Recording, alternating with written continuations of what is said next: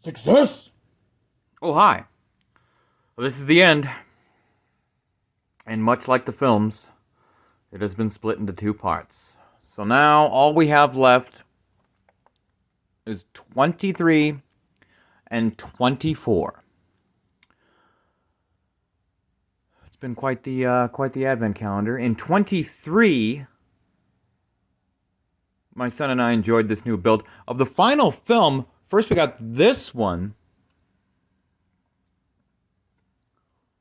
which I love tremendously. I think this is an absolutely fantastic micro build. Love it. So, for the next micro build, were we going to get one more minifig? I don't know. 23. Boom. It's platform 9 and 3/4. It's platform 9 and 3/4. Yeah. Yeah. It's platform 9 and 3/4. And Hogwarts Express. You know, because of the very end of the movie. Wouldn't that have been cool if we got like some micro figures of grown-up Harry, Ron, and Hermione and their kids? That would be gnarly. But no, you have to buy that extremely expensive Hogwarts Express if you want all those cool exclusive minifigs. But anyway, I really do like this build a lot. The little mini Hogwarts Express, and then the little terminal here with the train station. Ooh, maybe they could make it all white, and then we could have the Dumbledore conversation with Harry. Again, still frustrated that spoiler alert, Harry didn't die at the end of the final deal. It's like, you need a sacrifice to defeat evil. You don't get to just win and live happily ever after, but whatever. So I like that. We'll put this right here. Beautiful. So then for the finale,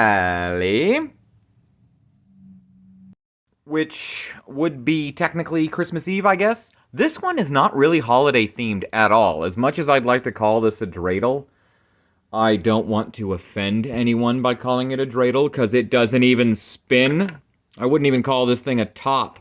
So yeah, that's just garbage. There's literally nothing in this entire Advent calendar that is Christmas themed. And I mean at all. Not even remotely.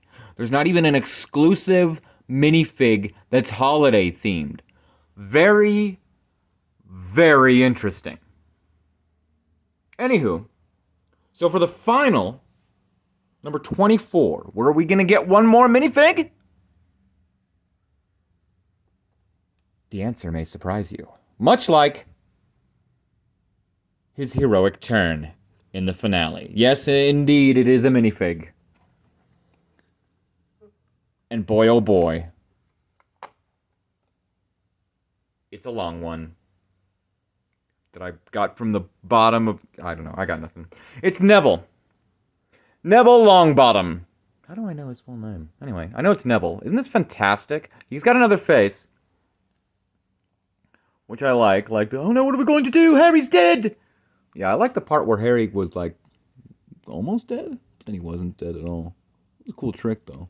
But I like this little face because you can see his let's say, unique teeth. I will be the last person on the face of the planet to ever give anyone grief for any condition of their teeth, obviously.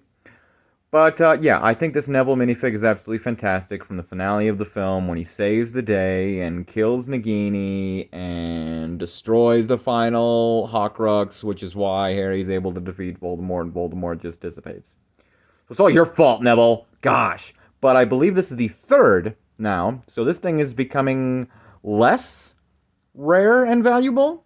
It's still a really gnarly sword, and I'm glad I have 3 now, but I believe this is the third set that's come with it, and I've had all 3.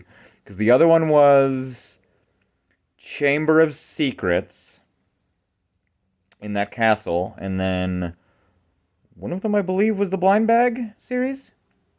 So yeah, the Blind Bags, the Advent Calendar, or that huge $120 set, whatever it was. Chamber of Secrets to get this awesome sword. Again, I'm going to use one of the extra ones, and I really want to make, like, a Lady Hawk thing, because this would be great for Navarre's sword. And someone should make custom things like Lady Hawk. Because I've seen people build a lot of stuff, but I ain't ever seen nobody build no Lady Hawk. And that's the best way to do something is when you want to see something and it doesn't exist, then you make it. That's how they, Roland Emmerich and what's his face started making movies like Independence Day. They were like, "What do we want to go to the theater and see? Well, it's not there. Let's make one." Anyway, so yeah, this advent calendar overall is absolutely fantastic, and I think I would have to say I like it more than the Star Wars one. I think this one's actually better than the Star Wars one, and mainly because of overall. Overall, most obviously there's a couple lame things here and there, but overall, the minifigures and the micro builds you're getting are absolutely fantastic. I love it. I think the builds in this set are by far way better than the builds you get in the Star Wars Advent Calendar. Now, if I had to say overall of the both Advent Calendars, what's the best couple of minifigs? Obviously, it's the 3PO and R2. Those are just wonderful, wonderful exclusive minifigs. But overall, which one came with the better minifigs? This one did. We got our exclusive Voldemort with the tongue sticking out. We got a Neville. We got the lady whose name I don't know. We got the dude who's the couch, who's technically an extra minifig. So this one came with 1, 2, 3, 4, 5, 6, 7 minifigs and a half. 7.5. The Star Wars Advent Calendar came with 1, 2, 3, 4, 5, 6, 7. And then if you count that droid, we'll say 7.5. Okay, so equal. 7.5. I'm talking about the Santa Gong droid, by the way. So they each came with 7.5 minifigs. Fantastic. I hope the next Advent Calendar comes with 7.5 minifigs. However, this came with 2 microfigures, so yeah, and these builds are just better. Overall, R2 and 3PO are going to take the minifigure cake on all 3 Advent Calendars for the best minifigs. I can guarantee you that already. However, what's the better Advent Calendar, Star Wars or Harry Potter for 2022? At this point, Harry Potter. I wonder what the ranking will be when I've completed all 3. Okie dokie.